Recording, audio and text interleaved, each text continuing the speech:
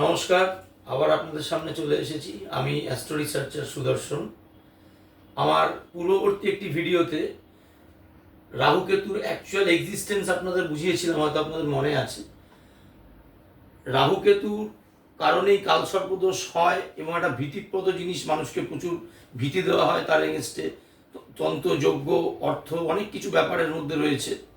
তো কালসর্প রাহু কেতু যেমন আপনাদের বুঝিয়েছিলাম, তেমনি অ্যাকচুয়াল শাস্ত্রে কালসর্পদোষ কতটা ক্ষতিকর, কতটা শক্তিশালী, আদৌ কালসর্পদোষের প্রভাব ভীতিকারক কিনা, এটা বোঝাবার জন্য আমার এই ভিডিওটা আমি করছি, আপনাদের বোঝাবার জন্য। আসুন ডাইরেক্ট চলে আসি কালসর্পদোষে। কালসর্পদোষ বলতে কি বোঝায়, সবাই কি বলছে সেটা আগে বলি। আমি কি বলছি সেটা হয়তো ভিন্ন কথা হবে, সবাই কি বলছে সেটা আগে আমরা জানি।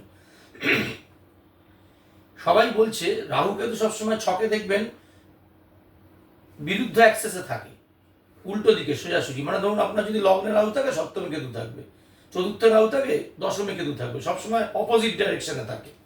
তো ছকের 12টা ঘর। তো বলা হচ্ছে, যদি জ্যোতিষশাস্ত্র অনুযায়ী লগ্ন এবং 9টা গ্রহ যেটা ধরা হয় আমাদের, সব কিছুই এই একটা লেফট অ্যাক্সেস একটা রাইট অ্যাক্সেস পড়ে, যে কোনো একটা অ্যাক্সেসের মধ্যে যদি সবগুলো থাকে একটা সাইডে, তাহলে তার নাকি কালসর্পদোষ হয় এবং এটা বিরাট ক্ষতিকারক, জীবন শেষ করে দিতে পারে, অমুক তমুক অনেক কিছু বলা হয়ে থাকে। এটা একসময় শুনে এসেছি আমরা সবাই, এবং এটাও শুনে এসেছি যে কোনো গ্রহ যদি বাইরে থাকে তাহলে তার আর কালসর্পদোষ থাকে না, সেটা ভঙ্গ হয়ে যায়। কিন্তু রিসেন্ট কিছু বছর ধরে শুনতে পাচ্ছি, কার বদান্যতা এটা আবিষ্কার হচ্ছে আমি বলতে পারবো না, যে গ্রহগুলো বাইরে থাকছে সেটা ভঙ্গ কালসর্পদোষ, যেটা 20 বছর 30 বছর আগেও শুনিনি, এখন শোনা যাচ্ছে। যাই হোক, আমি সে প্রসঙ্গে যাচ্ছি না, নানা মুনি নানা মত। প্র্যাকটিক্যাল এক্সপিরিয়েন্স, আমার 20 বছরের অভিজ্ঞতায় প্র্যাকটিক্যাল হরোস্কোপ এবং প্রাণাম্য জ্যোতিষের গ্রন্থ পড়ে যেটা জানতে পেরেছি সেটা আপনাদের জানাচ্ছি। কালসর্পদোষ আদৌ ভীতিকারক কিছু নয়। তার কারণ, ভারতবর্ষের অনেক বড় বড় political figure, cinema artist, player, বড় বড় ইন্ডাস্ট্রিয়ালিস্ট, তাদের চোখেও কালসর্পদোষ রয়েছে। তাহলে তারা ওই জায়গায় পৌঁছালো কি করে? ভালো করে বুঝুন, রাহু কেতু কোনো গ্রহই নয়। আমি আগের ভিডিওয়ে বলেছিলাম, দুটো অ্যাঙ্গেল মাত্র। রাহু কেতু কিভাবে ফল দেয় সেটা জানতে হবে আগে। রাহু কেতু নির্দিষ্ট কোনো ফলদাত্রিক ক্ষমতা নেই। রাহু কেতু কোনো ঘরে যদি কোনো গ্রহের সাথে বসে থাকে ক্লোজ কনজাংশনে, তাহলে সেই গ্রহের রিপ্রেজেন্টেটিভ হিসেবে ফল দেয়।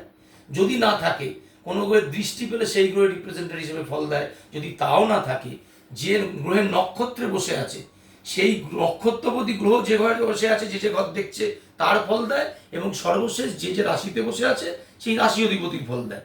তো রাহু কেতু নির্দিষ্টভাবে ভালো খারাপ হয় না, যে গ্রহের রিপ্রেজেন্টেটিভ হিসেবে কাজ করে এরা, সেই অনুযায়ী আপনার ছকে ফলটা প্রদান করে। আশা করি বোঝাতে পারলাম। তাহলে কারুর ছকে যদি আগে বিচার করুন, আপনার ছকে চলে যান, যদি দেখেন যে রাহু কেতু আপনার ছকে এমন গ্রহের রিপ্রেজেন্টেটিভ, যে গ্রহটা আপনার ধন সম্পদ দিচ্ছে, অর্থ দিচ্ছে, বিদ্যা দিচ্ছে, উন্নতি দিচ্ছে, অর্থাৎ শুভ ঘরের সঙ্গে যুক্ত রয়েছে, শুভ ফলদায়ক, তাহলে আপনার জীবনে রাহু কেতু কালসর্পদোষের কোনো প্রভাব কোনোদিনও পড়বেই না।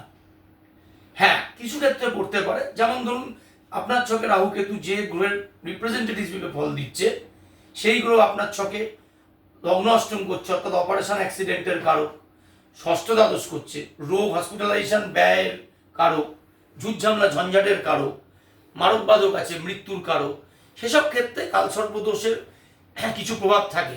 তাও এখানে একটা কথা আছে, এটা কি সারা জীবন থাকে? রোজ সকালে ঘুম থেকে উঠবেন, রোজ কালসর্পদোষের প্রভাব পাবেন তা তো নয়। কখন পাবেন?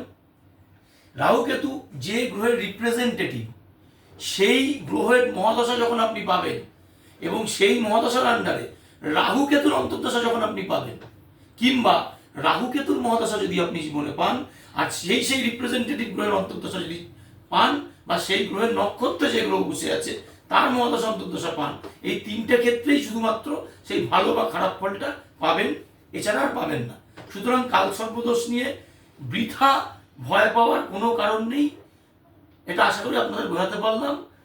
নতুন আঙ্গিকে ভাবুন, ভাবতে থাকুন, কি বললাম চিন্তা করুন, উত্তর নিজেরাই পেয়ে যাবেন। ভালো থাকবেন, নমস্কার।